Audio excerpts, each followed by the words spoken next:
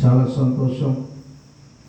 మీ అందరి మధ్యకు మరొకసారి తమ్ముడు నుంచొని ఉంటే నాకు వాళ్ళ నాన్నగారు నుంచొని మాట్లాడుతున్నట్టే ఉంది వాస్తవంగా. ఎందుకంటే ఆయన ప్రింటింగ్ అంతే. చాలా సంతోషం. అమ్మకి ఆంధ్రయ్య గారు గుర్తుకొస్తూ ఉంటారు. ఎప్పుడు గుర్తుకొస్తారంటే 2వ రాజుల గ్రంథంలో 4వ అధ్యాయం 2వ వచనంలో ఆ మొదటి నుంచి చదువుకుంటే అక్కడ వ్రాయబడిన మాట నేను చదివినప్పుడు నాకు ఆంధ్రయ్య గారు గుర్తుకొస్తారు. ఇక్కడ ప్రవక్తలలో చూడండి, అక్కడ నేను చెప్పి ప్రవక్త శిష్యులలో అది ఒకరి భార్య నీ దాసుడైన నా పెనిమిటి చనిపోయాను, యెహోవా యందు భక్తి గలవాడై ఉండేదని అది మీకు తెలిసే ఉన్నది. ఇప్పుడు అది అప్పులో ఉంది. 2 కుమారులను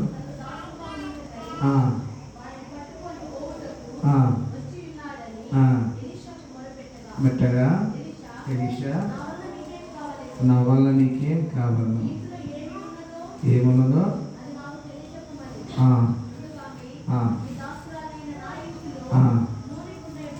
అది నూనె కొండ ఒక్కటే ఉంది, ఏం లేదు.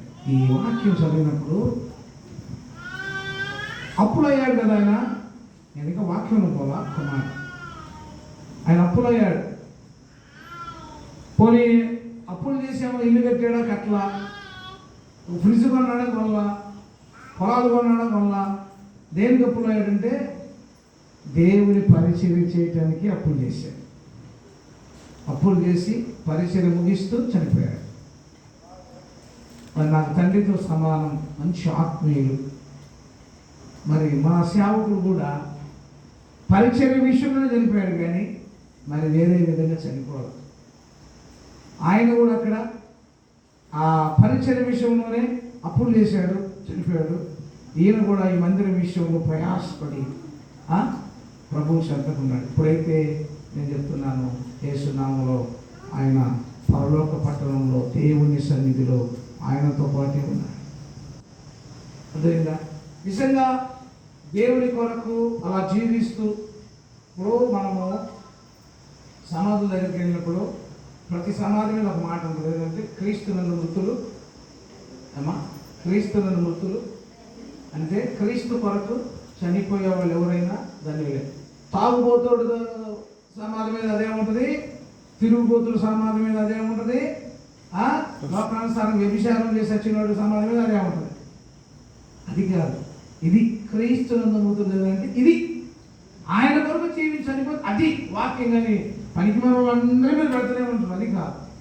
నిజంగా క్రీస్తునందు ఆయన మృతుడు, ఆయన ధన్యుడు అది. కాబట్టి ఈ సమయంలో ఆయన జ్ఞాపకం చేసుకోవడం చాలా సంతోషంగా ఉంది. ఎందుకంటే అటువంటి సేవ చేయాలి. ఇంకా చాలా కొదువులు ఉన్నాయి చేయవలసినవి. ఎందుకంటే పోయిన సంవత్సరం అనుకుంటే డిసెంబర్ కల్లా, అంతేనా, పోయిన సంవత్సరం సంవత్సరం డిసెంబర్ కల్లా అయిపోవాలి, ఈ స్లాబ్ అయిపోవాలని ఆ రోజు దేవుడు ప్రవచించాడు. ఆ ప్రవచన ప్రకారంగా డిసెంబర్ కల్లా దేవుడు అద్భుతం చేశాడు. మరి ఒక సంవత్సరం వచ్చేలోపు ఈ గోడలు పడేసి చుట్టూ చక్కగా గోడలు పట్టాలి. చాలా వర్క్ ఉంది. అయితే ప్రార్థన చాలా ప్రాముఖ్యమైనటువంటిది. ప్రార్థన చేయండి. ఆ తరువాతి బాధ్యత ఆ వారసత్వం కుమారుడికి ఇచ్చాడు. కాబట్టి నమ్మకమైన వానికి దీవెనలు మెండుగా కురుస్తాయి. కాబట్టి నమ్మకంగా ఉండాలి. పరిచర్యలో పరిచర్య అంటే ఆశామాష కాదు. నిజంగా మరి ఆరాధన చేస్తుంటే సీనుల దగ్గర వినపడుతుంది. ఆ డాబాలు అర్థం ఉన్నారు కూడా, అదే ఆరాధన చేస్తారు పదవి అంటే చాలా ఉన్నాయి గారు లేక నాకు తెలుసు ఆరాధన ఏందో, అది అక్కడి నుంచే వస్తుంది అని మాట్లాడుకుంటూ వచ్చాం. ఏది ఏమైనప్పటికీ వచ్చే శ్రమలను బట్టి సంఘానికి, వచ్చే ఇబ్బందులను బట్టి సంఘానికి లేదా కుటుంబాలకు ఏమాత్రం కూడా మనము వెనకడుగు వేయకూడదు. దేవుని వైపు చూస్తూ ముందుకు పోవాలి. అప్పుడే దేవుడు మనల్ని పట్టుకొని సకాలంలో మందిరానికి వస్తే ఆశీర్వాదాలు, సకాలంలో ప్రార్థన చేసుకుంటే ఆశీర్వాదాలు, సకాలంలో మనము దేవుని చిత్తాన్ని నెరవేరిస్తే ఆశీర్వాదాలు. ఎప్పుడో మందిరానికి వెళ్దాములే, వెళ్ళకపోతే ఏమైందిలే, ఇలా పని ఉందలే, ఆ పాట ఉందలే, ఈ పాట ఉందలే, చీటీ పాట ఉందలే అని కూర్చుంటే ఎవడి క్లాసు మందిరానికి మా క్లాసా? ఎవరి క్లాసు? మీకే క్లాసు. వచ్చిన వారు ధన్యులంతే, రాని వారు అన్యులు అంతే. సింపుల్. ఎందుకంటే దేవుని వాక్యం సెలవిస్తుంది, ఒక్క దినము గడుపుట 1000 దినముల కంటే శ్రేష్ఠం. మందిరానికి రాకుండా శ్రమలు ఎందుకు రావు? శ్రమలు వస్తాయి. నువ్వు మందిరానికి వస్తే కదా, దేవుని అడిగితే కదా. నువ్వు మందిరానికి 1 కోటి రూపాయలు ఇచ్చిన ఆశీర్వాదం రాదండి. నువ్వు ఒక్క దినము నువ్వు మందిరానికి వస్తే ఆశీర్వాదం వస్తుంది. నేను ఇచ్చాను ఊరం బయట తిరుగుతూ ఉంటే ఆశీర్వాదాలు ఎట్లా వస్తాయి? రావు. అంతే. అది జ్ఞాపకం చేసుకుని సంఘ విషయంలో, నడిపింపు విషయంలో, సంఘ అభివృద్ధి విషయంలో వర్ధిల్లినట్లుగా, వచ్చే సంఘటన కుటుంబాలన్నీ కూడా ఆశీర్వదించబడినట్లుగా చక్కగా ప్రార్థన చేయండి. మరి ఒకసారి నేను వచ్చినప్పుడు దివ్యమైన వెలుగులతో ఈ మందిరం ఉన్నాను. అంటే దివ్యం ఎందుకంటే యెహోవా కార్యము చేయగా తిప్పగలవాడు ఎవడో లోకంలో లేడు. అందుకే ఆయన కార్యం తప్పకుండా చేస్తాడు. ఏది మన ఇల్లా? ఎవరి ఇల్లు? దేవుని ఇల్లు. ఆయన చూసుకుంటాడు. అయితే మనం సక్రంగా ప్రార్థన చేస్తే అవి కూడా సక్రంగా వస్తాయి. నువ్వు వక్రంగా ఉంటే అవి కూడా వక్రంగా అనిపోతాయి. గుర్తుపెట్టుకోవాలి. కాబట్టి ఇది ఎవరిని ఉద్దేశించి మాట్లాడటం లేదు. జరగబోయేటువంటి పరిస్థితులను బట్టి ఈ మందిరం బాగా అభివృద్ధి చెందాలంటే సంఘ సభ్యులుగా, సంఘ బిడ్డలుగా, సంఘ పెద్దలుగా మన వంతు మనం చాలా కృషి చేయాలి. యాకోబు రాసిన పత్రిక 1వ అధ్యాయము 13వ వచనం నుంచి 3 వచనాలు చదువుకుందాం. యాకోబు రాసిన పత్రిక 1వ అధ్యాయము.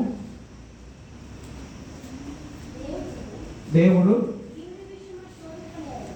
కీడు విషయమై శోధింపనేరడు, ఆయన ఎవరిని శోధింపడు గనుక ఎవరైనాను శోధింపబడినప్పుడు నేను దేవుని చేత శోధింపబడుచున్నానని అనకూడదు.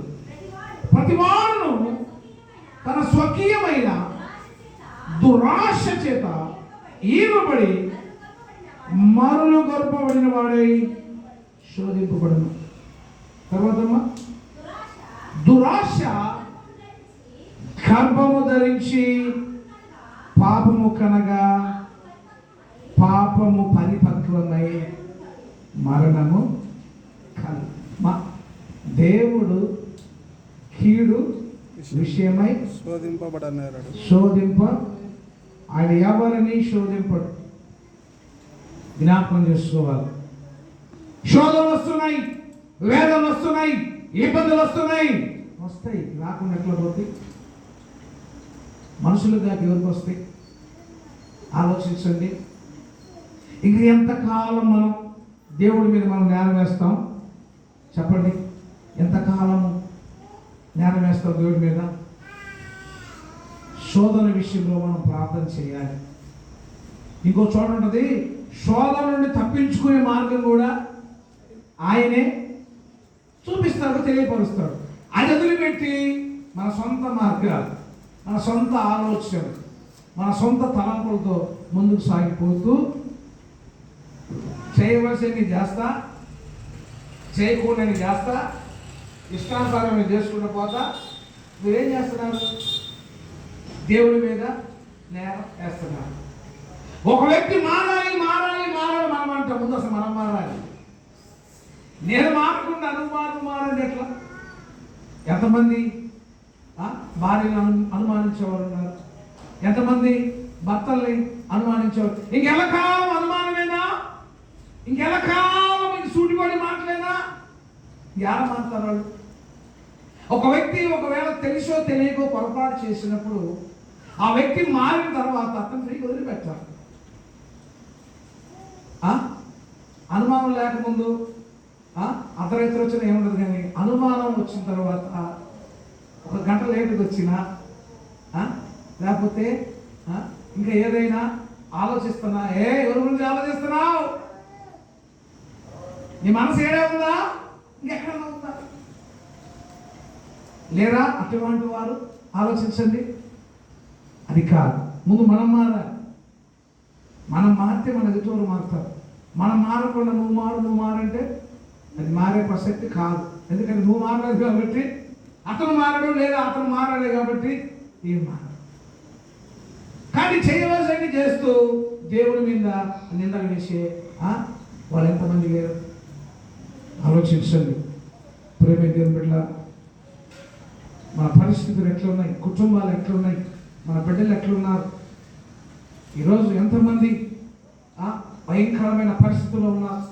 ఎంతమంది అప్పుల ఊబిలో ఉన్నారు? ఎంతమంది వడ్డీ కట్టడానికి కూడా వీలు లేనటువంటి ఆ పరిస్థితుల్లో ఉన్నారు? నువ్వు ఎప్పుడైతే మందిరానికి వస్తావో, నువ్వు ఎప్పుడైతే మొదటి నుంచి మందిరంలో దేవుని అడుగుతావో, నువ్వు అడిగే ప్రతిదీ కూడా నువ్వు ఇంటికేలో తిరిగిపోదు. నువ్వు మందిరానికి రాకుండా నువ్వు ఇంటికాడ నుండి ఎంత ప్రయాసపడ్డా, ఏ విధంగా లోకానుసారంగా నువ్వు ఆలోచించినా అది జరగదు.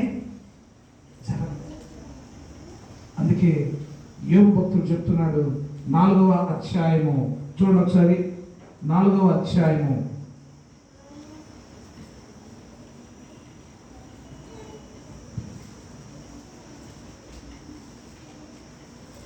5వ వచనం చదవండి. బాగా విన. అయితే ఇప్పుడు శ్రమ నీకు కలుగగా నీవు దుఃఖాక్రాంతులు అయితివి, అది నీకు తగులగా నీవు కలవరపడుచున్నావు. చదవమ్మా. ఏంటంటే నీ భక్తి నీకు ధైర్యం పుట్టింపదా? నీ యథార్థ ప్రవర్తన నీ నిరీక్షణకు ఆధారం కదా? జ్ఞాపకం చేసుకో. నిరపరాధి అయినా ఒకడు ఎప్పుడైనా నశించాడా? యథార్థవంతులు ఎన్నడైనా చూడు. ఎవరు అక్కడ? అయితే ఇప్పుడు నీకు శ్రమ కలుగగా, నీకు శ్రమ కలుగగా నువ్వు దుఃఖాక్రాంతుడయ్యాడు. వెంటనే ఏం చేస్తాడంటే, అబ్బా ఈరోజు మంచిది కాదు, అనవసరం ఈరోజే స్టార్ట్ చేసేవే, ఈరోజు అమావాస్యే, అబ్బా పిల్లి ఎదురు వచ్చింది, మణుమామ ఎదురు వచ్చింది, ఇంకా వజ్రం రాలేదే, ఎన్ని రోజులు ఈరోజు మంచిది కాదనే వాళ్ళు ఎంతమంది లేరు? అందుకే రమావాసి బతుకున్నాడు, ఒక్కడు ఒక దినము కంటే మరి ఒక దినం మంచిదని ఎంచుచున్నాడు అంట. ఈరోజు మంచిది కాదురా, రేపు మంచిది కాదంటరా. అసలు ఈ నెల పెళ్ళిలేవంట. ఎంతమంది క్రైస్తవులయ్యండి మందిరానికి వస్తూ ప్రార్థన చేస్తూ ఇంకా ఎంతమంది ఇంటి బయట పొలువులు పెట్టుకున్నారు? ఎంతమంది ఇంటి బయట కుక్కలు పెడుతున్నారు వాకిల కాడ? ఆ మధ్యకాలంలో నేను 2 కుటుంబాలు అరిశాను. నేను, ఏదిరా బాబు అసలు ఈ బతుకేందిరా అంటే, ఏం చేద్దాం సార్, ఆ పొలుగులు తింటే నీ బతుకుపోద్దరా, ఆ ఇనుము తింటే నీ బతుకుపోద్దరా అంటే, నిజమే సార్, మాదే తప్పు సార్ అన్నాడు. మళ్ళీ ఒకసారి పోయేలేకే వాడు ఏం చేసేది నేను గుర్తుపట్టకుండా బుర్రప నాణం అంటే చూసా, బుర్రప నాణాలు వాకిలికి వచ్చాడు. ఏమొచ్చాడు? వాకిలికి వచ్చాడు. వాకిలికి ఏమొచ్చాడు? ఏముంది కదా దాన్ని ఏమంటారు, దర్వాజాకి కింద కొట్టి కాండ్రాగా పసుపు పూసాడు. ఏంది 2 నాణాలు పెట్టాడు, ఇనుప ముక్కలు కొట్టి దానికి పసుపు రాసి ఆ మేలు కొట్టి పెట్టాడు. ఆ శుభ్రంగా కాండ్రాట్లా పట్టుగా చూస్తేనే దేవుడు ఊరుకుంటాడా? అదే నాకు ఎదురు దెబ్బ తగిలి, అదే నేను దాంట్లో తప్పకుండా ఏందని చూస్తే ఏమయ్యా ఇక్కడ అంత బాగానే ఉంది, ఇక్కడ ఎత్తుకుందంటే వాడు పెయింట్ బాగా ఎక్కువ వేసేది. అది ఎంత పెయింట్ అయితే మాత్రం అంతే తప్పిపోసాడు అని ఇక్కడ గిల్లితే నాకు తెలుసుగా మేకులు కానొస్తాను. ఇక్కడ గిల్లితే ఏమవుతుంది? నానా కానొస్తుంది. ఏంటంటే గీక్కున్నాడు. అదండి ఎనుక మొక్క బయట ఉంటే మంచిది అంటే ఏది లోపలికి రాదండి. మరి అంతగానే లోపల ఏసై ఫోటోలు ఎందుకు, ఇంకా బైబిల్ ఎందుకు, ప్రార్థన ఎందుకు, వాక్యం ఎందుకు? లేరా ఈ రోజుల్లో నువ్వు నువ్వు ఎంత దాచిపెట్టినా అది దాచిపెడితే దాగేది కానే కాదు. శ్రమ తగలంగానే అబ్బబ్బబ్బబ్బ. ఒక్కొక్క ఆడవాళ్ళు కూడా ఇక్కడ చెప్తూనే ఉన్నారు, నడుము చుట్టూ అంతరాలు కట్టుకునే కూడా ఉన్నారు. పేరు పెట్టి ఏదో లేపాలంటే వద్దు, ఆలోచించండి. దేవుడు ఆ దర్శనం కూడా ఇచ్చాడు నాకు. పేరు పెట్టి ఎవరు నడు ఏ అందరం ఉందో కూడా చెప్తే చెప్తాను నేను. మానుకోండి, మీరు మందిరానికి వస్తున్నారు, సజీవం కలిగినటువంటి దేవుడి సన్నిధికి వస్తున్నారు. మీ సమస్యల విషయంలో, మీ కష్టాల విషయంలో, మీ బాధల విషయంలో, మీ వేదన విషయంలో అవి పోగొట్టుకోవడానికి వస్తుంటే వత్త మరి మూటలు చెప్తారు ఎందుకు? వచ్చారా అది పోగొట్టుకొని పోవాలి, అంతేగా ನಾವು తగిలించుకొని పోకూడదు. అందుకే శ్రమ ఇప్పుడు నీకు తగలగా ఏమంటున్నాడంట, నీవు దుఃఖాక్రాంతులు అవుతున్నావు. ఇప్పుడు వరకు ఉన్న వాళ్ళందరూ కూడా చుట్టున్నారు, ఒకేసారి మాయమైపోయినట్టే ఉంటుంది. ఒక్కోసారి దేవుడు నీకు శ్రమ ఇచ్చినప్పుడు, దేవుడు నిన్ను కష్టాల్లో బాగా కాల్చాలనుకున్నప్పుడు ఏం చేస్తావు తెలుసా? నీ పక్కన సొంత నీ తల్లిదండ్రులు కూడా పై మీద, నీ సొంత తమ్ముడి దగ్గర కోటి రూపాయలు ఎవరెవడో ఎందుకు తెలుసా? ఆ కొలిలో కాల్చబడాలా, వాడితో కాల్చబడ్డావు, నువ్వు అని కాల్చబడాలి. నువ్వు కాల్చబడ్డప్పుడు నీ ఒంటరిగానే రావాలా. ఆ చేతకు ఒక చిలుక బయటకు వచ్చేటప్పుడు అది ఎంతో కష్టపడి బయటకు వస్తుంది. మనం పోయి పాపం కష్టపడి వస్తాం, మన కొద్దిగా పీకే చచ్చిపోయిందాం. అదవుతుందా? చూసారా? చేతకు ఒక చిలుకలు ఎగురుతా ఉంటే అది గుడ్లో నుంచి వచ్చినప్పుడు ఎంతో వేదంతో వస్తుంది బయటకు. అది వచ్చిన తర్వాత చక్కగా ఎంత హాయిగా ఎగురుతూ ఉంటుందో, కానీ అది పుట్టుకలో చాలా కష్టపడుతుంది.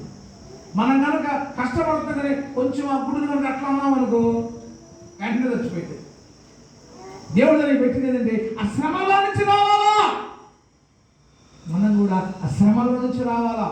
ఒకవేళ దేవుడు నిన్ను శోధిస్తున్నాడేమో, ఆయన నువ్వు ఎంతవరకు శోధించడానికి ఆ అవకాశం నీకున్నదో, నీకు ఎంతవరకు స్టామినా ఉన్నదో అంతవరకే ఆ శోధన ఉంచుతాడు. ఇది ఎక్కువ నీకు ఉంచడు. అది బాగా జ్ఞాపకం చేసుకోవాలి. అందుకే ఆ శ్రమ వచ్చినప్పుడు మనం తట్టుకోవాలి. నీ చుట్టూ ఉన్న వాళ్ళు కూడా నీకు రూపాయి ఇవ్వాలంటే ఇవ్వరు. ఎందుకు తెలుసా? దేవుడు ఆకాశం నువ్వు ఆగమరాడు, వాడి బ్రహ్మాండంగా లేపాలి నేను అని దేవుడు లేపుతూ ఉన్నప్పుడు, ఆ కొలిలో మనం కాల్చబడుతున్నప్పుడు అసలు ఎంత వేదన ఉంటుందో, ఎంత బాధ ఉంటుందో, ఎంత దుఃఖం ఉంటుందో. నిజంగా ఈ మందిరం కట్టాలి, సేవకుడు ఎంత వేదన పడుంటాడు, ఎంత బాధపడుంటాడు. చివరికి నిజంగా హార్ట్ పేషెంట్ అయ్యింది కూడా. ఇక్కడి నుంచి సుదూర ప్రాంతానికి ప్రయాణం వెళ్ళొచ్చింది. ఆయన మీద దేవుడు ఎంత విజన్ పెడితే, ఎంత ఆ నమ్మకం పెడితే ఆ నమ్మకంగా పోయించుంటారు చెప్పండి. నిజంగా అటువంటి దైవజనుడు కలిగి ఉండటం సంఘం అదృష్టం. అటువంటి వాడు దొరకట్లా. ఎందుకంటే ప్రేమ బిడ్డలారా, అందుకే దానికి చెప్పినట్టుగా నమ్మకమైన వానికి దీవెనలు మెండుగా కురుస్తాయి. ఆ శ్రమలు వచ్చినప్పుడే మనం తట్టుకోవాలి. ఆ బాధలు వచ్చినప్పుడే నువ్వు తట్టుకోవాలి. ఆ వేదనలు వచ్చినప్పుడే నువ్వు తట్టుకోవాలి. నువ్వు నిలబడాలి. ప్రభువా ఇది వచ్చిందా, ఇవి తీసేయి అని ఎప్పుడు అనకూడదు. చాలా మంది ఏమంటారంటే, అయ్యా ఈ శ్రమలు వచ్చినాయి, అయ్యా ఈ బాధలు వచ్చినాయి, అయ్యా ఈ వేదనలు తొందరగా తీసేయ్యా. నేను తీసేయడానికి 4 పెడతాను తెలుసా నీకు? నువ్వు తీసేయడానికి 4 పెడతాడు. ఒకదానికి అల్లాడుతున్నావా అదే చేస్తా తెలుసా? ఇంకోటి పెడతాను. అట్లాగే ప్రభువా శ్రమ నాకు ఇచ్చావు, నీకు వందనాలు, తట్టుకునే శక్తి ప్రభువా అని నువ్వు ప్రార్థన చేస్తే అప్పుడు నిజమైన ప్రార్థనది, అది దేవుడు మెచ్చే ప్రార్థనది. అప్పుడు నీవు ఆ శ్రమలో నుంచి నువ్వు లేవుతావంటే చక్కగా దేవుడు పడుతుంది. అవునా కదా? చేతికి ఎంతమంది ఉంగరాలు చెప్పండి, బంగారు బొమ్మలు ఎంతమంది ఉన్నాయి? ఉంటే తప్పలేదు, నేనేమి దాని గురించి మిమ్మల్ని తిట్టలేదు. అది ఉంగరం మీ చేతికి వచ్చిందంటే ఆ గోల్డ్ అది ఎన్ని దెబ్బలు లేనది, తినలేదా, కాల్చబడలేదా, దాని వేస్ట్ అంతా తీయబడలేదా, ఎన్ని శుద్ధి దెబ్బలు తగిలితే అది ఎంత బ్రహ్మాండంగా. అంతకుముందు అది మట్టిగా ఉంది. పోలవరం రోడ్ మైన్స్ అని కర్ణాటకలో ఉంది. బంగారు గనులు కూడా వెళ్ళారు. ఆ గోడలన్నీ కూడా గోడలు మెరుస్తూ ఉంటాయి అన్నమాట. మొత్తం స్కాన్ చేస్తా ఉన్నప్పుడు మట్టిగా ఉన్నప్పుడు విలువ ఉన్న దానికి అసలు ఆడ ఉన్న మట్టి కూడా పట్టుకోరు. ఏంటంటే మట్టిగా రాలిపోతాము. కానీ దాన్ని తీసుకెళ్ళి ఏం చేస్తారు, ఒక తోట వేసి దాన్ని బాగా కాలుస్తారు. ఎంత భయంకరంగా కాలుస్తారంటే కాలుస్తారు. కాల్చినప్పుడు ఆ మట్టి నీళ్ళలాగా ఉడుకుతా ఉంటుంది. నువ్వు ఉడకాలే, నువ్వు ఎలా ఉడుకుతున్నావు? ఉడకావా? అన్నం ఉడికితే తింటారు, ఉండి బియ్యం తింటారా? అన్నం ఉడికినప్పుడు తినాలి. అట్లాగే నువ్వు ఉడకబడాలి. ఎప్పుడైతే అది బాగా ఉడికి ఆ వేడి మీద, ఆ తర్వాత చల్లారిన తర్వాత ఎంత భయంకరంగా గురువుంటుందని అంత గురువుంటుంది. దాన్ని తీసుకెళ్తే మన దానిలో నుంచి మళ్ళా ఏం చేస్తాడు, కొట్టాడు, దాన్ని మళ్ళా కాల్చి దాన్ని శుద్ధితో వచ్చి దాన్ని ఎన్ని రూపాయలు మలిచి అది నీకు ఇస్తే అది కింద పెట్టి ఊరుకుంటావు. అమ్మ అది బీరులోనే పెట్టాలి. అంతకుముందు అది ఏర్పడితే అవునండి, అవునే కదా. ఒక రూపం వచ్చిందంటే ఏమవుతుంది, బీరులోనే ఉంటుంది. పొరపాటు కెమెరా లేదా ఉండదు, మొత్తం కిందే. అవునా? ఇంకా అసలు ఎత్తుకుంటాడు అవునా కదా. ఆలోచించండి, ఒక చిన్న వస్తువు కోసమే అవునా కదా. మరి ఉంగరం కన్నా విలువగా మనం చేస్తున్నాడే, విలువైన ఒక చక్కటి నడిపింపు కలిగిన వ్యక్తిగా మిమ్మల్ని ఏర్పాటు చేసుకున్నాడే. మరి మనం ఎంత బాగా కాల్చబడాలి, ఎంత బాగా కాల్చబడాలి ఆలోచించండి. అందుకే శ్రమ నీకు దగ్గర ఏమవుతున్నావు, అమ్మమ్మ ఇంకేమో నాకే వచ్చిన ఆయన దేవుడు నాకే పెట్టాడు, ఆయన ఆయన దేవుడు నాకే పెట్టాడయ్యా, పక్కన ఎంత లాభందయ్యా, నాకు బిల్డింగ్ కట్టించిందయ్యా, నాకు ఒక రోగం కూడా లేదయ్యా, ఉన్నదానికి నాకే వచ్చాయ్యా, ఈ దేవుడి ఖరీదు కరణం లేదయ్యా, పాస్టర్ గారు వస్తున్నావుగా, ఏ ప్రార్థన అయ్యా, నీ ప్రార్థన చాలా వచ్చిందా? అప్పుడే మా గాడికి తెలుసా నీకు? గాడిపోయింది నా గాడికి. ఎందుకు? క్రీస్తు అనేది లేదు నీలో. ఏముంది? ప్రార్థన ఉంది, విశ్వాసం ఉంది, నడిపింపు ఉంది. కాబట్టి నువ్వేం చేసావు? నీకు ఆస్తులు లేకపోయినా, అంతస్తులు లేకపోయినా నీకేముంది? క్రీస్తు అనే నీరు ఉన్నది. గాడిపోతావు, ఇప్పుడు అన్ని బిల్డింగ్లు వచ్చింది, ఏమి ఉపయోగం వదిలిపెట్టి వాటిని ఎంతమంది ఆ విధంగా ఈ లోకానుసారంగా ఆ స్నేహితుడు ఉన్నాడు. ఆ దినాల్లోనే 5 లక్షలు పెట్టి ముగ్గురే. ఆ రోజు 5 లక్షలు అంటే దగ్గర 5 కోట్లు. 1990లో ఉండేది ముగ్గురే. ఓ నాయన ఎక్కడెక్కడి నుంచో తెప్పించాడు. టైల్స్ అంత ఆ దినాల్లో ప్యానెల్స్ అంతా తెప్పించాడు. ఇప్పుడు అవి పాడుపడిపోయింది. ఎవరు లేదు, ముగ్గురు వచ్చి ఎంత దారుణం. ఎంత సంపాదించుకున్నా అందుకే ప్రసంగా అంటాడు, ధనం ఎక్కువ అయిపోయింది, పక్కించేవాడు ఎక్కువ అంటారు, తినేవాడు ఎక్కువ అవుతారు. ఎందుకు? నీకు బీపీ షుగర్ లేక. ఆలోచించు, ఏ శ్రమ వచ్చినా తట్టుకునే శక్తిని నువ్వు ఈయనైనా అంటే అప్పుడు ఇస్తాడు. కానీ అన్ని దానాలు మన దగ్గర పెట్టుకొని మనం మందిరానికి రాకుండా లేకపోతే ఇంకో చేసుకొని పోతే సమస్య తీరు. ఎందుకంటే ఆ దుఃఖాలు అటువంటివి, ఆ వేదనలు అటువంటివి, ఆ బాధలు అటువంటివి, ఆ శ్రమలు అటువంటివి. దేవుడు ఒక్కోసారి అలా పెడతా ఉంటాడు. అసలు చూద్దాం ఏం మాత్రం తట్టుకుంటాడు. అందుకే దేవుడు ఎవరిని శోధించడు. ఒకవేళ శోధించిన ఎంతవరకు తట్టుకుంటారో అంతవరకే.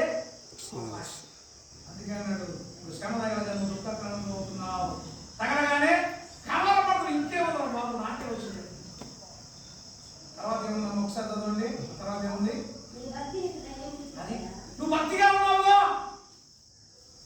నువ్వు యేసయ్య నమ్మేవుగా, ఉపవాసం ఉన్నావుగా, ప్రార్థన చేసుకున్నావుగా, ఆదివారం వస్తున్నావుగా, నువ్వు మంచిగానే ఉన్నావే అంటే నీ భక్తి నీకు ధైర్యం పుట్టిందని అని భక్తి లేవా అంటే ఆయన దగ్గర నీకు అనుమానం. ఆయన మాత్రం మన మీద అనుమానం లేదు. నా బిడ్డ తప్పకుండా నా పని చేస్తాడని చెప్పి ఆయన నమ్మకం అంటే మనం కొంచెం ఆయన మీద అనుమానం. కొద్దిగా తేడా కానీ ఈ ప్రార్థన కాదు, ఈ ప్రార్థన కాదు, అది పోవాలా, మీరు సారి గడి పోవాలా, అర్థం తెచ్చుకోవాలి.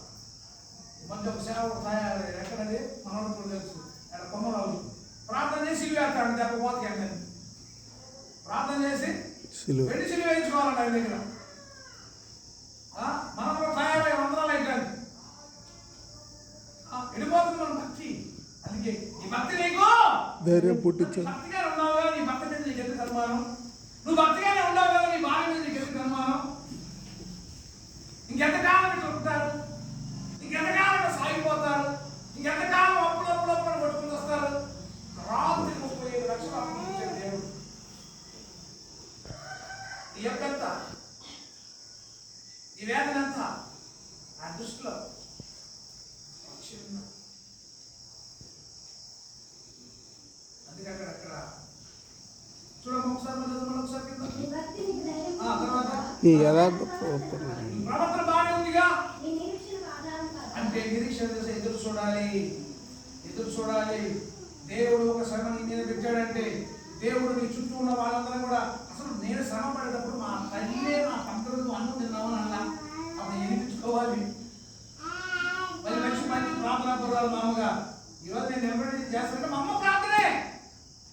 మరి ఆమె ఆపేశాడు, అమ్మ తల్లి తర్వాత సంగతి కోసం వాడు అన్నం కూడా తిన్నామని అడగబాక అని ఆపేశాడు. మంచి నీళ్ళు తాగి జీవించిన రోజులు ఉన్నాయి నాకు.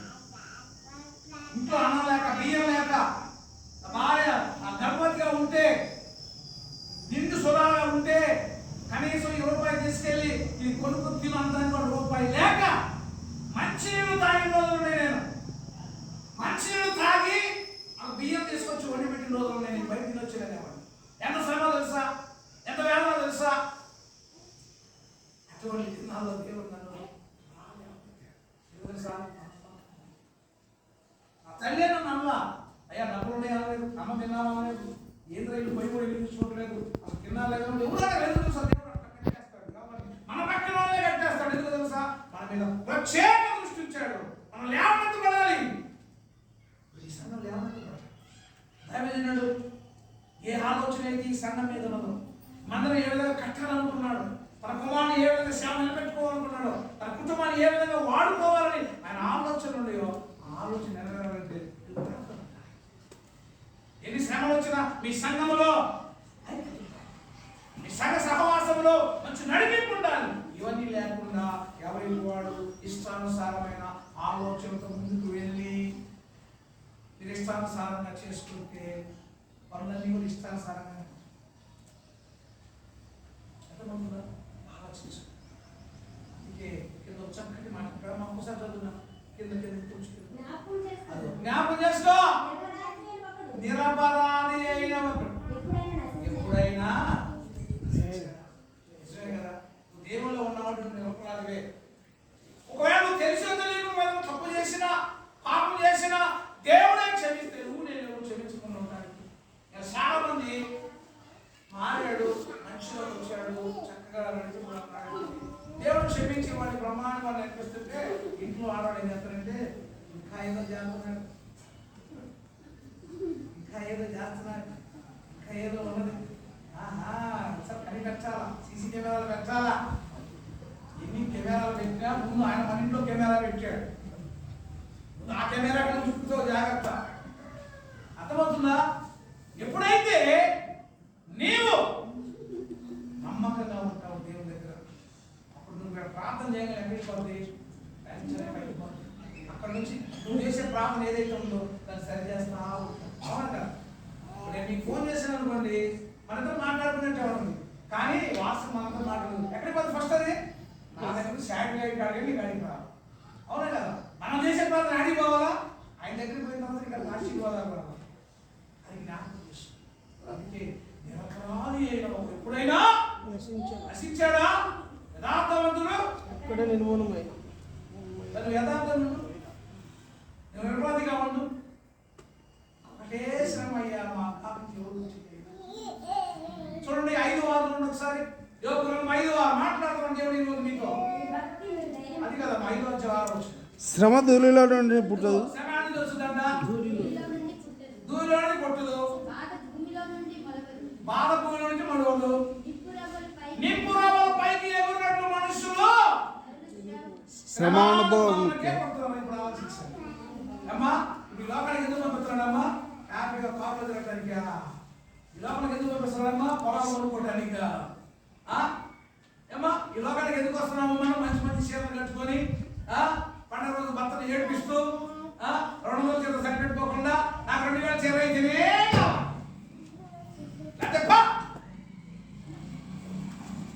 అన్నాన్ని పిలిచిన పండక్కి తెచ్చుకోబెట్టలేదు వాటర్ తెచ్చుకోవా భయంకరం. ఆలోచించండి, ఎక్కడి నుంచి వస్తాడమ్మా? మనుషులు శ్రమను అనుభవించడానికి లోకం. అంటే ఇప్పుడు మనము శ్రమను అనుభవించడానికి వచ్చా, అంతేగాని పోగొట్టుకోవడానికి కాదు. ఎందుకు వచ్చాం? ఇప్పుడు మనం కొలిలో పడ్డాం, లోకం అనే కొలిలో ఇప్పుడు మనం పడ్డాం. ఇప్పుడు కొలిలో మనం కాల్చబడుతున్నాం. అప్పుడు ఏమంటాం? యేసయ్య చేతిలో ఉంగరం ఉంటాం. కానీ యేసయ్య చేతిలో ఉంగరం ఉండాలంటే ఇక్కడ మనం శ్రమలో అనుభవించాలి. అందుకే ఆ శ్రమ అంట భూమి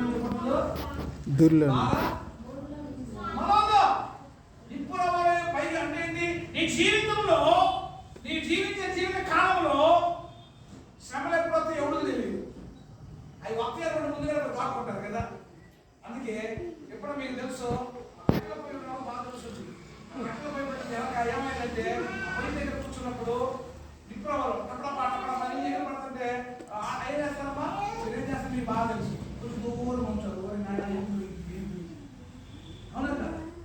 ఎందుకు కనవల మీద పడితే ఆ చీరలో లేకపోతే ఆ డ్రెస్ ఏదైతే అనుకుంటే మన శరీరం తగ్గబడి మనం పాడైపోతాం. మనం ఏం చేస్తాం? దూరం. అంటే అవి ఎప్పుడు ఎదురు పడితే మనకు తెలియదు. అట్లాగే శ్రమలు కూడా ఎప్పుడు వస్తాయో తెలియదు. ఆ వేదన ఎప్పుడు వస్తాయో తెలియదు. ఆ బాధలు ఎప్పుడు వస్తాయో తెలియదు. ఆ కష్టాలు ఎప్పుడు వస్తాయో తెలియదు. కానీ ఏం వచ్చినా మరేం చేయాలి? చాలా చాలా అంటే ప్రార్థన ద్వారా వాటిని దూరం. నువ్వు ప్రార్థన పరుడు అయితే, నువ్వు ప్రార్థన కలిగిన అయితే అదేమో తెలుసా? వచ్చినా అట్లాగే నిజంగా ప్రార్థన కలిగిన వాళ్ళు ఏం చేస్తారంటే ఆ శ్రమ వస్తే తెలుసా? నిజమైన దేవుడి పిల్లలు ఏ శ్రమ వచ్చినా ఏమంటారు తెలుసా? అయ్యా దేవుడు అదే లోకానుసారం తెలుసా? ముసుగు వేసుకుని ఏడుస్తా కూర్చోండి, ముసుగు వేసుకుని ఏడుస్తా కూర్చోండి. అదే పని రెండో పనే ఉండదు. ఏం చేస్తాం? వదిన ఒకటే తాక ఒకటే కొట్టడం ఏదో మరాడించలేకపోతున్నా ఉద్దేశం సావాలని పెడుతున్నా. మందిరానికి వచ్చి అయ్యా ఎన్ని తొలగించాలి చెప్తుంది. తొలగించాలన్న రెండు పోవాలా, ఏకత్వంగా పోవాలా, దేవుడు చూసుకోవాలని నేను చెప్పి వెళ్ళిపోవాలి. నువ్వే మళ్ళా అమౌంట్ ఆడపడేసి మళ్ళీ అమౌంట్ నీకు పెట్టుకునిపోతాను అక్కడ చెప్పావు కదా. చెప్పేది మళ్ళీ ఏం చేస్తావు? పెట్టిన మూట మళ్ళీ ఎత్తి పెట్టిపోతావు. నీకు ఏ సై కూడా ఏంటంటే మరి మూట తెచ్చి పెట్టి చూద్దాం. ఏమన్నా మూట తీసిపోతుంది వాళ్ళు ఆమె తిప్పలా మూడు దేవుడు ఆయన కూడా చేస్తున్నాడు చూద్దాం ఏముంటాడు. ఆ సర్లే ఏమన్నా బాగా గుర్తులేదు. అదే మనం వచ్చి దేవుడి సన్నిధిలో నీ బాధను చెప్పి ఆయనకి నీ మొర ఎప్పుడైతే వినిపించావో నువ్వు ఎట్లా పోవాలో? ఇక నా సమస్యని తీరిపోయినాయి, ఇక నాకు ఏమి లేవు, నా ఏసై నాకు ఉన్నాడని ధైర్యంగా పోవాలి. ఎవరు అడిగినా కూడా ఏంటి ఏం పర్లేదు నాకు ఏసై ఏం చేసుకున్నాను అంతే. ఏం చేస్తావు వాళ్ళకి మళ్ళీ ఇదే చూడు చెప్పిందే చెప్పడం పాడిందే పాట పాడిందే పాట ఎంతకాలం పాడుతున్నా పాటలు మందిరానికి ఎందుకు వస్తున్నారు? సన్నిధికి వచ్చి నీ బాధను చెప్పి వాటిని సరి చేసుకోవడానికి వెళ్తున్నావు. నువ్వు వచ్చి ఏం చేస్తున్నావు? మళ్ళా పెట్టి మళ్ళా ఇప్పుడు మళ్ళీ పడుతున్నావు. ఎంతకాలం ఆలోచించండి. అందుకే ఇంటి పొరలో పైకి ఎగున్నట్లు మనుషులు సమానుభవం వచ్చారు. అయితే ఆ చక్కటి మాట్లాడి నేను దేవుణ్ణి ఆశ్రయించదను. ఎవరికంట? ఇంకెవరికైనా పెట్టారా? ఒకళ్ళే కొన్నేళ్ళు పెట్టేవేంది, బన్నేళ్ళు పెట్టేవేంది, పొయ్యేళ్ళు పెట్టేవేంది, కింది ఏళ్ళు పెట్టేవేంది, 10 ఏళ్ళు పెట్టేవేంది. ఎంతమంది మన క్రైస్తవులే బయట గురించి ఎవరులా వాళ్ళకంటే తెలియదు. మన మందిరానికి వస్తున్నాం కదా, మనకు తెలియదా? ఒక వ్యక్తి ఉన్నాడు, నా మంచి స్నేహితుడు సైదులు గారిని చౌదరు. ఆ రోజుల్లో 10 లక్షలు అయి ఉంటుంది ఆ ఇల్లు. ఆ ఇంట్లో వాళ్ళంతా పండుగ మారారు. వాళ్ళని ఏం చేస్తారంటే రోజు ఒకరు తీసుకొస్తాడు. వాడు చిన్నడా మెట్లకి ఉండకూడదంటరా, ఇది పడేద్దాం అన్నా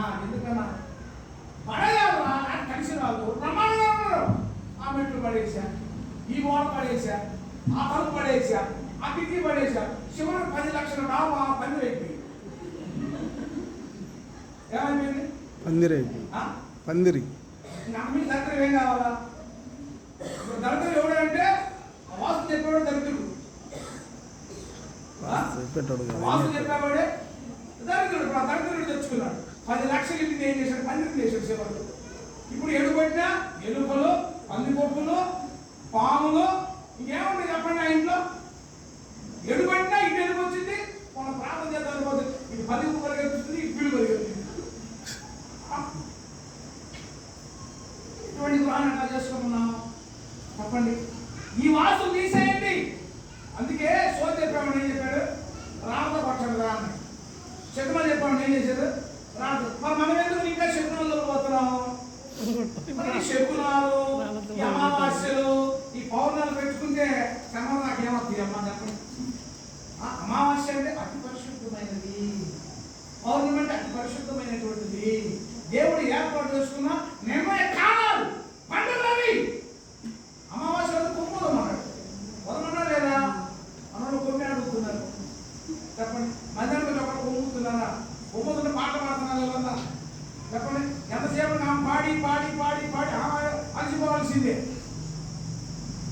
దేవుడికి అనుకూలంగా జీవిస్తూ నేర్చుకోరు.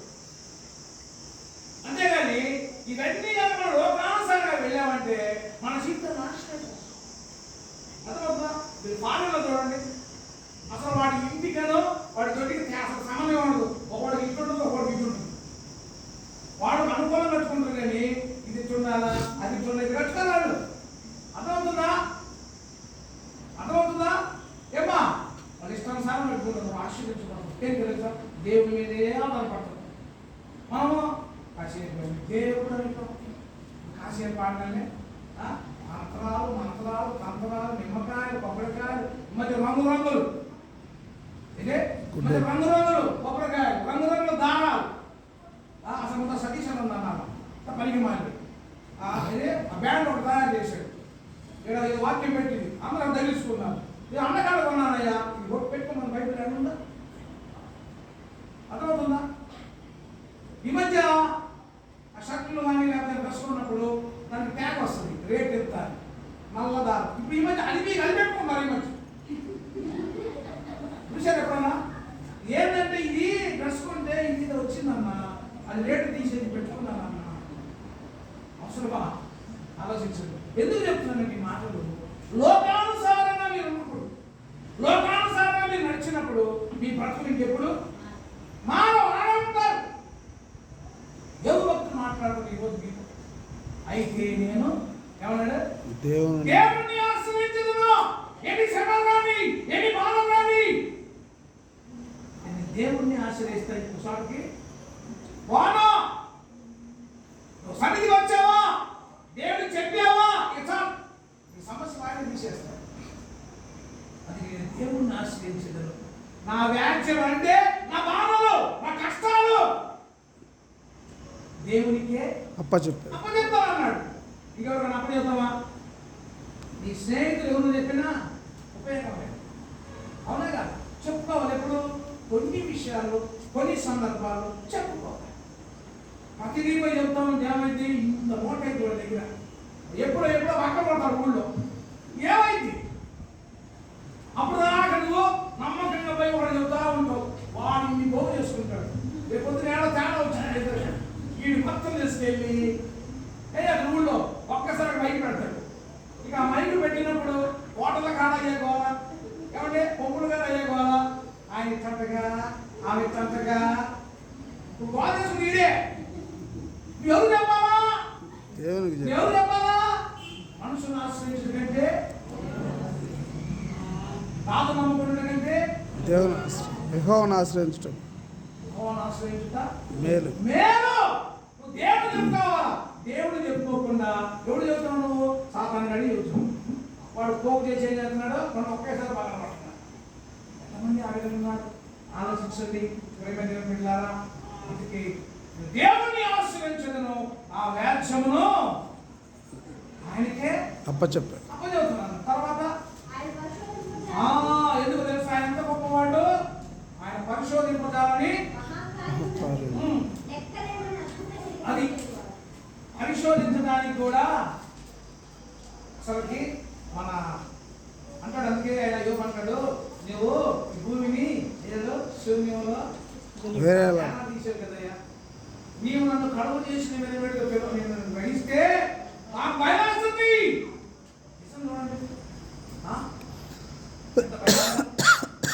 సృష్టి ఎట్లా తయారు చేశాడు అసలు. ఇప్పుడు ఉదయం కనబడితే ఇప్పుడు అంత భూమి ఆడుంది, బాగుంది, నిజమే కదా. ఆయన గ్రహింపలేని శక్తి, అసలు అద్భుత కార్యాలు, నీ ఊహించలేనటువంటి సూచికలు చేస్తాడు. తెలుసా, ఆయన అసాధ్యమైన ఏమీ లేదు, ఆయన సమస్తము సాధ్యం. సాధ్యమే. చివరిలో ఒక మాట చూడండి, అక్కడ చదవండి. భూమి మీద వర్షం కురిపించేది ఆయనే, పొలంలో పంటలు చేసేది ఆయనే. అట్లు దీనులను, అది మనం ఎవరమ్మా, అది కదా దీనులైన వారు, మన దీనులైన వాడు ఏసే వచ్చినప్పుడు ఎంతో దీనంగా ఉన్నాం అంటే అంటాడు. అటు దీనులను ఆయన ఎక్కడ పెడతాడా, ఉన్నత స్థలం పెడతాడు.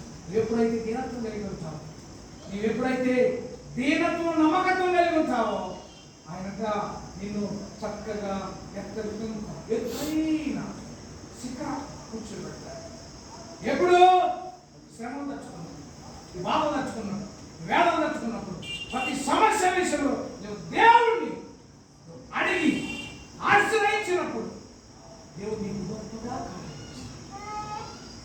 గొప్పగా వ్యక్తిస్తాడు. ఎంతమంది ఈరోజు శ్రమలో ఉన్నారు, ఎంతమంది ఈరోజు బాధలో ఉన్నారు, ఎంతమంది ఈరోజు వేదనలో ఉన్నారు, ఎంతమంది ఈరోజు దుఃఖంలో ఉన్నారు ఆలోచిస్తారు. ఎందుకని ఒక సంఘం అప్పుడు సంఘం ఎట్లుంది,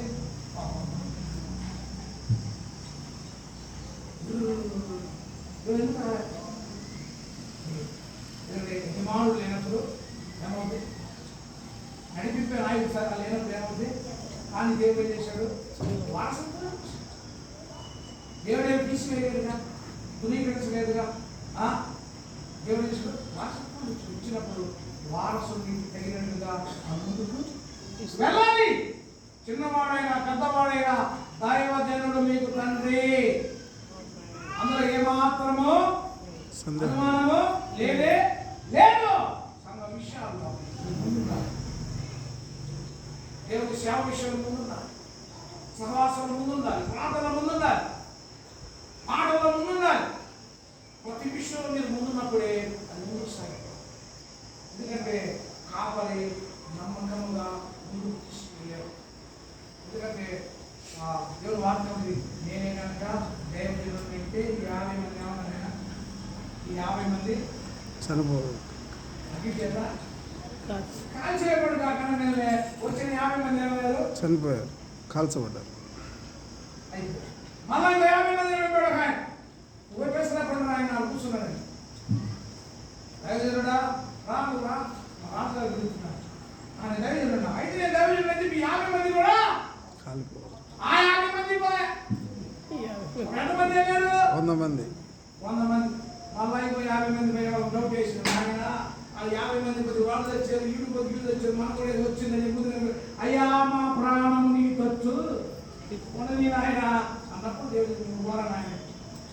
ఎందుకంటే దైవజనుడు శక్తి, దైవజనుడు ఆశ్రమం, దైవజనుడు ఏమనుకుంటున్నావు, దైవజనుడు నిజమైన దైవజనుడు ఏమంటాడు, అయ్యా నీకోసం రోషము గలవాడనై. దేవుడు రోషం ఉండాలండి, రోషం దైవుడు ఏదంటే. అందుకే అంటాడు, నాయన వాళ్ళని నేను ఆశీర్వించగానే వాళ్ళు చెప్పించబాకని బిలాంపు చెప్పింది. అందుకే అవసరమైతే ఆశీర్వించగానే మనం చెప్పించబాకని మనడు రెడీ అయినాక నోట్ పెట్టి రావట్లా. అప్పుడు రాదొచ్చాడు, ఏంటంటే పైనుంచడానికి నేనేం చేశాను ఆయన ఆయన ఎందుకు రావట్లా అర్థమవుతుందా, ఆలోచించండి. దైవజనుడు లక్షణాలు కాపరిగా సంఘాన్ని కాచి కాపాడుకుంటూ, విజిటింగ్ చేసుకుంటూ, ఆ సంఘం విషయంలో ప్రార్థన చేసుకుంటూ ఎంతో జాగ్రత్తగా సంఘాన్ని నిర్మించుకుంటూ. ఎందుకంటే మన బాధల్ని ఆయన బాధలుగా మన గురించి ప్రార్థన చేసేది ఎవరంటే ఒక సేవకుడే. ఎవరు చేయలేదు ఆ విషయం ఎవరు తెలవదు. అందుకే ఎన్ని శ్రమలు వచ్చినా ఎన్ని వేదనలు వచ్చినా ఒకవేళ మీ చుట్టూ ఉన్న పరిస్థితిని మూసుకుపోయినా దేవుడికి కోసం తెలుస్తుంది. ఇప్పుడు డ్యామ్ ఫుల్ అయిపోయింది అమ్మా, ఫుల్ అయిపోయింది. ఫుల్ అయినప్పుడు ఏం చేస్తారు తెలుసా? వాళ్ళని ఊరుతారు. మీరు వదలకపోతే ఏమవుతుంది? డ్యాము పగిలిపోతుంది. అందుకే ఏం చేస్తారంటే ఈ మధ్య ఇప్పుడు ఆ చెరువు నిండినప్పుడు ఏమైందంటే ఆ చెరువు నిండిందే నీళ్ళు వేస్ట్ పోతుందని కట్టేసామనుకో ఇంటి పక్కన వచ్చు. అవునా కదా? అందుకే మనకు ఒకవేళ చుట్టూ ద్వారాలు మూసుకెళ్ళి అనుకో ఇప్పుడు మనలో ఉన్న ఎడుకోవాలి, మనలో ఉన్న వాళ్ళు ఎడుకోవాలి, ఇంకోసారి ఎదురు హోల్ పెడతారు బయటికి పోతే అంతే. ఎందులో తెలుసా? అడగకుండా ఇచ్చే దేవుడు మన దేవుడు. అడిగితే ఇచ్చేవాడు కాదు, అడగకుండా ఇచ్చేవాడు. శ్రమలు కానీ బాధలు కానీ వేదనలు కానీ అవి ఏమైనా దేవుడు సన్నిధిలో పోతే నీ అప్పులు పోతే, నీ తిప్పలు పోతే, నీ వేదనలు పోతే, నీ బాధలు అన్నీ వాడు సార్ అట్లా 7 సంవత్సరాలు పట్టింది పరిచర్యలో.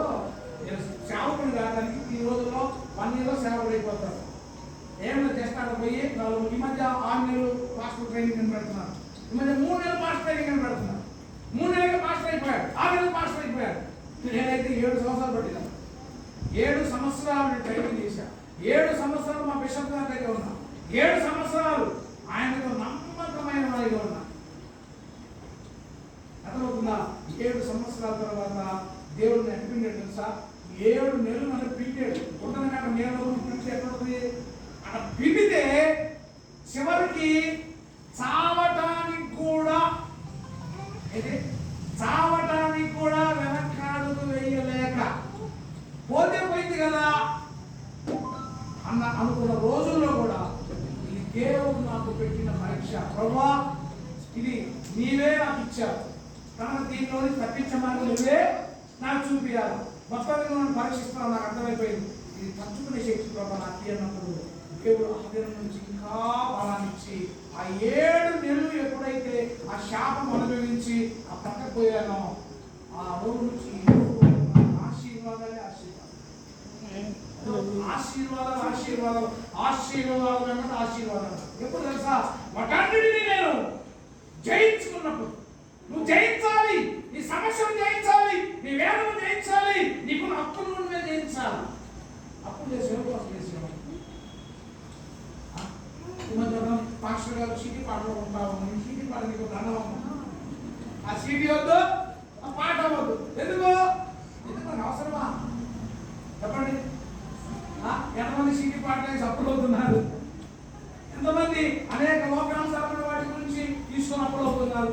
కొంతమంది ఆ కుటుంబం కోసం అప్పులు అవుతున్నారు, కొంతమంది ఏదైనా మనం జాగ్రత్తగా మంచిగా స్థితికి రావాలని అప్పులు అవుతున్నారు, లేదా ఇంకొకళ్ళు కావాలని అప్పులు అవుతున్నారు. అవునా కదా? కావాలని పోతారు కొంతమంది. ఎంత భయంకరం! 1000 రూపాయల సంపాదనకి 10,000 ఖర్చు. క్యాన్స్ దేవాలి పాపం ఆయన, క్యాన్స్ దేవాలి చెప్పండి. మన సీపర్లో కొట్టుకున్నారు, బాగా పట్టుకుంటారు. చీర దగ్గరే మా పడుకున్నప్పుడు ఆ సీపర్ కట్ట తిరగేసి కొట్టిందయ్యా. ఒక రోగం తీసుకుంటుంది. ఏంటంటే చీర దగ్గరే దగ్గర ఉన్నాయి. ఇంకోసారి కొనుక్కుంటూలే ఏడు కస్టమర్స్కి తక్కువ రేటు కొన్నాడు. నీళ్ళు డబ్బులు వస్తాయమ్మా, నీళ్ళు కొనుక్కుంది మ్యాక్స్ ఎత్తరమైన వచ్చింది. అడుగుకుంటారు లేచి వాడు బాగా పడుతుంది. చెప్పాలా?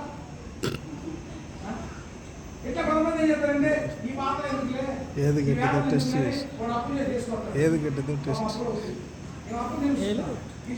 ఏది గట్టిదో టెస్ట్. ఈ అప్పులు తెచ్చుకోలేదు.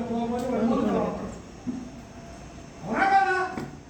ఎంతమంది అట్లా అప్పుడయ్యి నా దగ్గరికి వచ్చినప్పుడు నాకు తెలుసా, ముందైన నాకు తెలుసా? ఆలోచించు.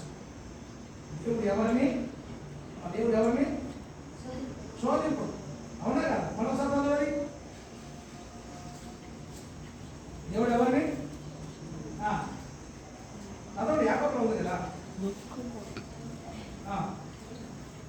దేవుడు కీడు విషయమై శోధింప నేరడు. ఆయన ఎవరిని కనుక ఎవరైనా శోధింపబడినప్పుడు నేను దేవుడి చేత శోధింపబడుచునని ప్రతి వాడును తన స్వకీయమైన దురాశల చేత ఏర్పడి మరొకబడిన వాడై దురాశ గర్భము ధరించి పాపం కనగా పాపము పరిపక్వమై మరణమును కను. ఎంతమంది మరణ దిశలోకి వెళ్ళారు తెలుసా?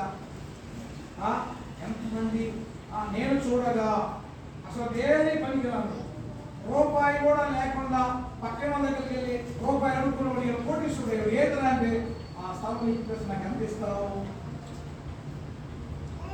అనగానే వాడు ఏం చేస్తాడు? నాకు ఇంత కావాలా, వాడు పక్కకు పోతాడు. రే అది ఏమి లేదురా, దాంట్లో ఇంత చేశారంట, అందుకని ఎవరు రావడం లేదు. ఈ మాయ మాటలు వినోదం ఏమైంది తెలుసా? బ్రహ్మాండం కోటి సంపాదించ పెళ్లి చేసే కూతురికి నిలబడిపోయింది. ఆ సంవత్సరం అయిన కొడుకు పెళ్లి చేసాడు, వాడు చచ్చిపోయాడు. తర్వాత భార్య చచ్చిపోయింది. ఇప్పుడు వాడు కొమ్ము పని మీద ఉన్నాడు. ఇప్పుడు ఆ కోట్లు ఏం చేయాలి? శివ పాపం ఏం చేసావు? నువ్వు మోసం చేసావు. నువ్వు మోసం చేసి ఎప్పుడైతే ఆ స్థలాల విషయంలో నువ్వు అన్యాయం చేసావో, ఇప్పుడు పాపం ఏమైంది? పాకానికి వచ్చింది. పాకం వచ్చింది. ఏ పాపం? బెమ్మ పాకం కాదు. మామిడికి ఏం పచ్చి తింటారా? బాగా పాకానికి వచ్చి తిండి ఎంత రుచుకుంటుంది. అంతే పాపం కూడా ఏమైందంటే పాపంలో కూడా చేతమైంది మరణం. పాపాన్ని కూడా చింతనిస్తున్నాడు, అది మరణం. పడినప్పుడు ఏమవుతుంది? ఉన్న దాంట్లో సంతృప్తి పట్టు నేర్చుకోండి, ఉన్న దాంట్లో దేవుడు నేర్చుకోండి, లేని దాని గురించి మీరు ఆలోచించండి. అప్పుడు మీరు చేయొద్దు. అర్థమవుతుందా? ఏంటి? ఉన్న దాంట్లోనే సర్దుకు పోవాలి. అందుకే ఎల్ఐసి అంటారు. పొదుపు సంఘాలు ఎందుకు వచ్చింది? ఎల్ఐసి అంటారు. ముందు కుటుంబం ఎల్ఐసి ఉందా? కుటుంబంలో ఎల్ఐసి ఉంటే తర్వాత ఎల్ఐసి తెలుసుకోవచ్చు. ఎప్పుడైతే నువ్వు సర్దుబాటు జీవితం ఉండదు, ఎప్పుడైతే నువ్వు కుటుంబంలో సర్దుబాటు కలిగి ఉంటావో అప్పుడు దేవుడు నీ బాగా ఆశీర్వదిస్తాడు.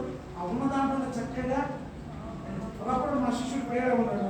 2000 వచ్చినా నాకు అసలు మనశ్శాంతి లేదు కాదు. ఇక 500 చాలా 500 చాలా అని సంతృప్తి. కొంతమంది ఏంటి ఇంకా కావాలి దిగేవాడు పంటేసుకో. ఇప్పుడైతే వచ్చినందుకు దాన్ని ఆయన అనుకున్నాడు 500 తృప్తికి ఇంటికి వెళ్తున్నాడు. తృప్తిగా తింటున్నాడు, తృప్తిగా నిద్రపోతున్నాడు. అప్పుడు ఇద్దరు నేను కావాలంట. అర్థమవుతుందా? ఎప్పుడైతే మనం సర్దుకుపోతామో, ఎప్పుడైతే దేవుడికి అనుకూలంగా పోతామో, ఎప్పుడైతే ఉన్న దాంట్లోనే మనం చక్కగా కుటుంబాన్ని నడిపించుకుని పోతామో అప్పుడు నువ్వు చక్కగా ఆశీర్వదించుకోవాలి. అందుకే నేను చెప్తున్నాడు, శ్రమ వచ్చినా ఏది వచ్చినా తట్టుకునే శక్తి దేవుడు. అందుకే నిరపరాధి ఎప్పుడు కూడా ఎక్కడ నశించరా, యథార్థం ఎక్కడ కూడా నాశనమైపోవాలా. వస్తే శ్రమ వస్తాయి, తట్టుకోవాలి. నువ్వు ఎట్లా తట్టుకోవాలి? దేవుని ఆశ్రయించుకుని తట్టుకోవాలి. దేవుణ్ణి ఆశ్రయించకుండా ఏంటి అది కడితే పోతారు. ఈ మధ్య ఏం చెప్తున్నారంటే వాళ్ళు రాయి రేకులు కడతారు కదా, మనం కూడా రాయి రేకులు కడతారు. ఈ మధ్య అదే శివుతో చెక్కించి రాయి లేదు అంటే ఏముంది? అదే బయట తెచ్చింది కాదన్నా, మొన్న సాకమ్మ కాడికి తెచ్చాను, మొన్న 100 రూపాయలు తెచ్చాను. ఏం తెచ్చుకుంటే ఏం కట్టుకున్నా పాతిగా. నీ దేహమే దేవుని ఆలయం. నువ్వు ఎప్పుడైతే ప్రార్థన చేస్తావో అక్కడే దేవుని. నువ్వు ఎప్పుడైతే నువ్వు ప్రార్థన ఏకీభవిస్తావో అప్పుడే నీ సమస్య.